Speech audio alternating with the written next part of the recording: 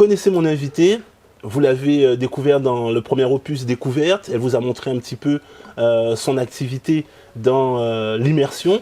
Et aujourd'hui, on va prendre un apéro ensemble. Oui. Bonjour Jessie. Bonjour Patrice. C'est un plaisir de te recevoir. Et merci beaucoup. Talent validé, vous allez découvrir pourquoi. Génial. Alors, la première chose, un petit cocktail. Comme je des les couleurs. aime. Ah oui, des couleurs Il te plaît? sucrées. Ah oui, c'est magnifique. Coup de avec une goutte petite fleur. pour nous dire un Bien petit sûr, peu attends. si c'est The Cocktail. C'est parfait. Parfait. Rafraîchissant, c'est sucré, c'est coloré. Alors, Ça fait voyager. le barman nous a dit spécialement pour toi, ça s'appelle Rayon de Soleil. Oh, c'est gentil. C'est parfait. Ça a le goût du rayon de soleil en bouche. Ah ben super, génial. Délicieux. Écoute, quand j'ai regardé les deux premières vidéos, c'est là où j'ai vraiment découvert ton parcours, qui tu es.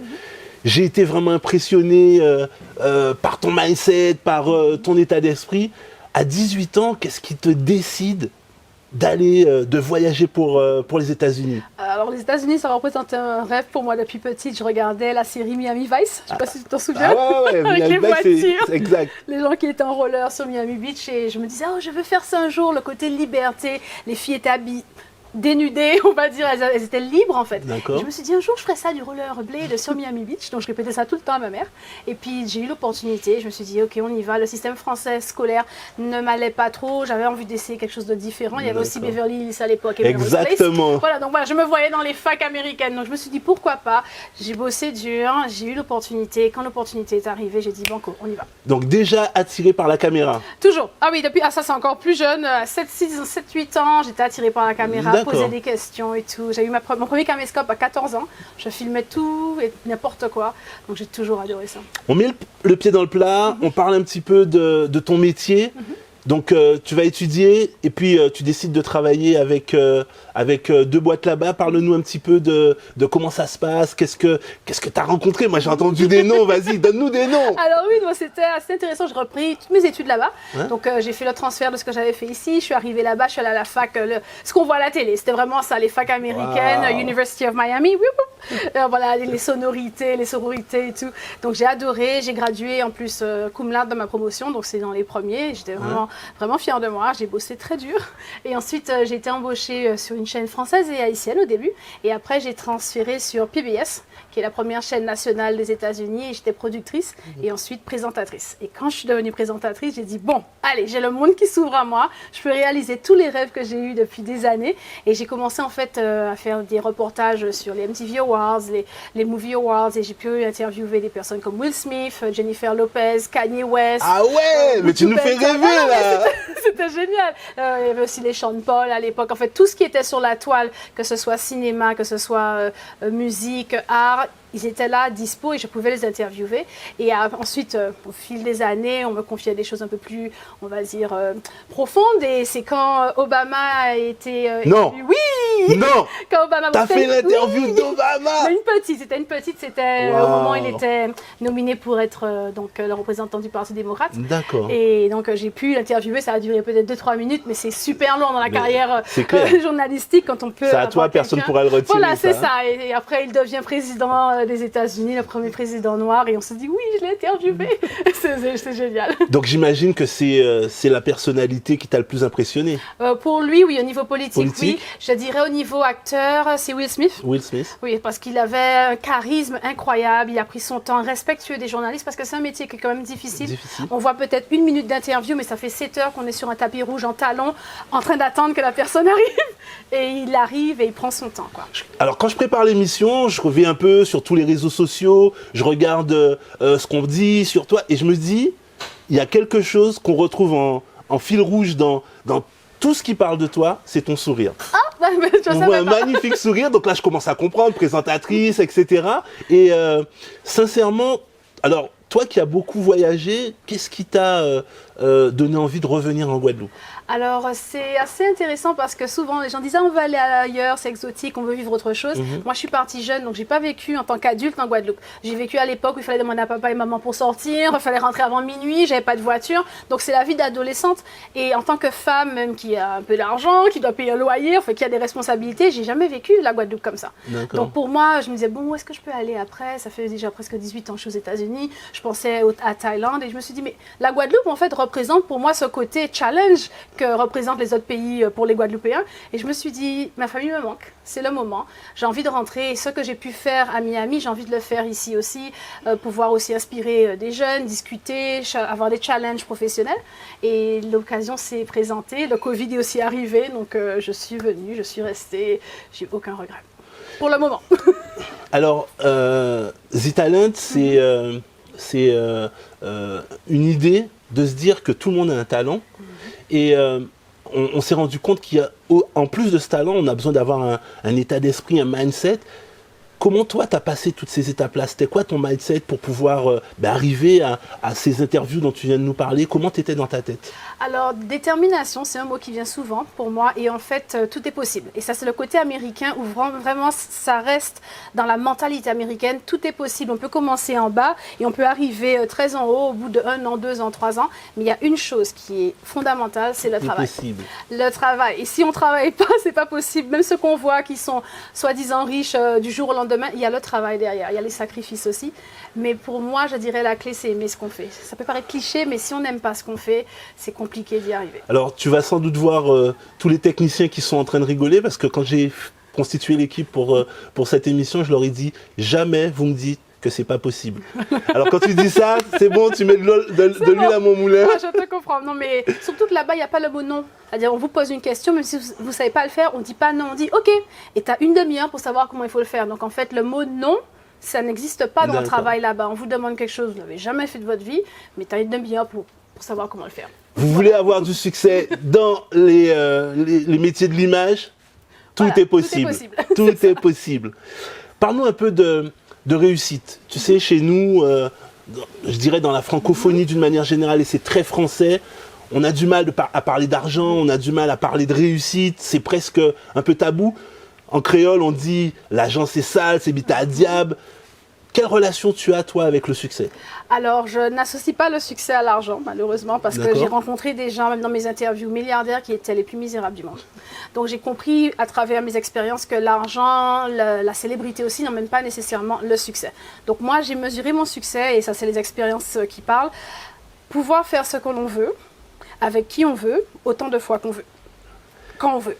Et j'adopte. Sincèrement, je crois que cette émission-là, on va la reprendre en boucle parce que c'est exactement ça peut être quelque chose de simple. Prendre un petit cocktail avec vous en pleine semaine, prendre 1 heure de temps à regarder le lever du soleil avec sa famille. Des petits moments, en fait, pour moi, qu'on va garder en soi et pas nécessairement le matériel parce que le jour où on part, le matériel, il fait quoi? C'est clair, ça reste là. Quand on dit, ouais, j'ai une grande maison, mais c'est pas nécessairement à toi, c'est la banque, tu la repayes, tu payes tes traites chaque mois, donc la maison ne t'appartient pas non plus. Donc pour moi, c'est les moments de vie. C'est ça pour moi le grand succès, que tu sois nourri de ces moments de vie.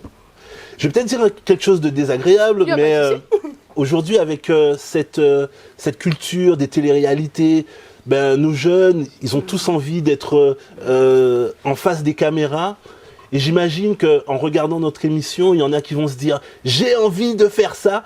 Quels conseils tu leur donnerais? Qu'est-ce que, quelles sont les paroles de quelqu'un qui a quand même déjà rouler sa bosse, si je peux me permettre, qu'est-ce que tu leur dirais? Tu as un peu répondu à la question dans ta question, parce qu'en fait, beaucoup de personnes pensent savoir ce qu'ils veulent, parce qu'ils ont vu seulement un seul aspect, le côté « Oh, elle est ci, elle est avec les stars, elle est jolie, elle a du maquillage, les gens s'occupent d'elle toute la journée », mais en fait, c'est pas ça, ce métier de journaliste, c'est un métier qui est quand même très dur, dans le sens où il y a beaucoup de recherche, on voit 10 minutes d'interview, mais il y a 2-3 jours avant de recherche, il faut être assidu, il faut être sérieux, il faut être à l'heure, il faut des fois avoir pas mal de sacrifices aussi, et comme je le disais, c'est des fois 1 heure, 2 heures. J'ai passé un jour 12 heures à attendre Mary J. Blige sur un tapis rouge pour finalement, à la fin, elle n'avait pas envie de sortir de sa voiture, elle n'a pas fait d'interview.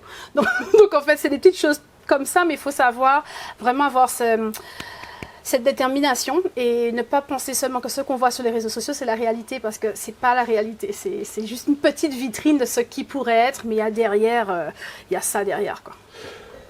Alors, on nous a présenté le cocktail, t'as mis en avant les couleurs, je regarde ta tenue, très très très en couleurs.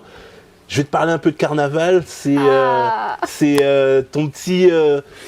la petite chose qui vient inévitablement quand on parle de Jessie. C'est quoi cette relation que tu as avec le carnaval? C'est une histoire d'amour. Je crois que c'est le plus grand amour de ma vie.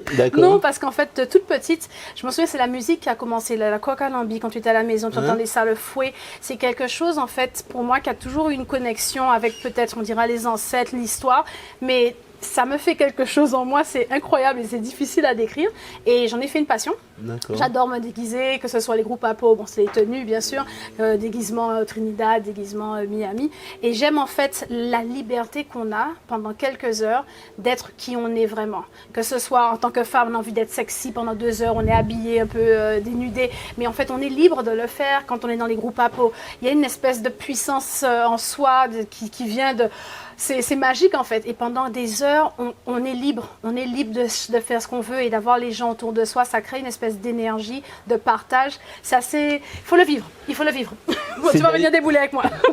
C'est d'ailleurs le sujet de ta dernière production, de ton dernier documentaire qui parle justement de cette relation entre Trinidad, le carnaval de Trinidad, la Guadeloupe. Parle-nous un petit peu. Alors, quand j'ai déménagé à Miami, j'avais besoin de me sentir caribéenne parce que la Guadeloupe, on est en limbé, on connaît ça très bien, on veut rentrer chez soi. Et j'ai découvert le carnaval caribéen qui est donc d'influence anglophone, Trinidad, Barbade, etc. Et mes amis m'expliquaient comment ça se passait. C'était complètement différent du nôtre. Les gens dansaient l'un sur l'autre à moitié des nus. Je comprenais pas trop. Et après, j'ai compris en fait leur tradition. Et en faisant des recherches, j'ai réalisé que la tradition trinidadienne était liée à la tradition guadeloupéenne. Qu'en fait, faut voir le documentaire, mais en fait, il y a beaucoup de personnes qui sont parties de Martinique, Guadeloupe, qui sont parties à Trinidad et qui ont emmené la tradition du carnaval avec eux. Et là, ça commence à se développer comme ça. Les premiers carnavals en fait à Trinidad ressemblent beaucoup à nos carnavals groupe à peau ici. Donc je me suis dit, mais attends, mais même les Trinidadiens ne savent pas ça. Donc j'ai décidé de faire un lien entre la Guadeloupe et Trinidad. J'ai ramené une Trinidadienne en Guadeloupe pour expérimenter les déboulés. Et ensuite on est parti à Trinidad pour vivre le carnaval paillettes, plumes, petits soutiens et tout. Et en fait on voit vraiment les liens qui nous unissent et on comprend un peu mieux leur culture parce que quand on la voit comme ça, on voit tout de suite, oh mon Dieu, il y a beaucoup de nudité, des petites plumes, qu'est-ce que ça veut dire? Et je voulais montrer que c'était pas que ça non plus. Voilà. Alors moi j'ai pu voir que des petites brides. Où est-ce qu'on peut voir ton documentaire? Comment ça se passe? Notre cher ami le Covid qui a un peu bousculé tout cela, il devait être dans les festivals les derniers mois. Malheureusement, ça n'a pas pu l'être. Donc là, le programme, c'est de le passer en télé dans les prochains mois, mais j'attends la confirmation. D'accord. Bah, écoutez, on va voir si on arrive à vous donner quelques petites images, quelques petites vidéos. Et puis, vous allez retrouver le lien de Jessie pour la voir sur les différents réseaux sociaux. On arrive au moment du The Question. Ça y est, j'ai peur. Je voudrais te montrer, je cherche une image, je voudrais te montrer une image et que tu nous dises un petit peu ce que ça t'inspire. Oh my God. Non, tu vas... En général, c'est moi qui fais ça. Alors, vous allez la voir à l'écran avant elle. Oh my God, oh, le Phoenix. Ah oui, c'était un très beau carnaval Miami il y a 2 ans. Et j'étais reine du carnaval de Miami avec ce costume. Voilà. D'accord. Et il s'appelait le diodon, donc en fait, c'est le poisson porc-épic, le poisson... Ah, il y a un nom en français. Coffre. Oui, voilà, exactement, que je représente. Et j'ai fait le concours ce jour-là et je suis devenue reine du carnaval de Miami. T'es sûr que c'est le déguisement qu'ils ont noté, c'est pas la femme? Sûr. Il y a la chorégraphie avec aussi. Ah d'accord, ok. Alors, je vais être honnête avec toi. La question The Question, c'est pas celle-là. J'en étais sûre, je me suis dit c'est trop facile. La question The Question, c'est est-ce que cette fille... Oh, petite choupine, comment vous avez eu ça? Comment elle... Elle est sur aucun réseau social. Non, elle n'est pas sur les réseaux sociaux, mais t'es dans The Talent et rien n'est impossible. C'est toi qui l'as dit. Je veux juste que tu nous dises à partir de quel âge elle s'est dit je veux être en face des caméras. On me surprend pas souvent, donc déjà je vous donne beaucoup de points pour ça, parce que c'est très dur de me surprendre. Ah ouais, c'est quoi la question? Et je suis émue, je m'attendais pas. Petite choupinette.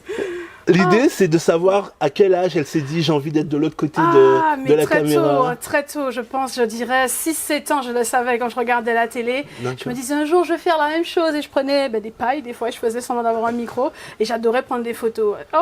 T'as quel âge sur cette photo? Je crois que j'ai 5-6 ans, mais mais vous l'avez eu où? Je l'ai même pas moi-même cette photo. C'est The Talent. C'est génial, c'est The Talent. Oh, écoute, wow. On tient vraiment à te remercier. Merci à vous. Ta sympathie, la façon dont tu t'es investi dans cette émission. Ah, cheers. Le rayon de soleil. Thank you so Et much. puis, à très bientôt. À très bientôt. Merci Patrice et merci à toute l'équipe. The Talent.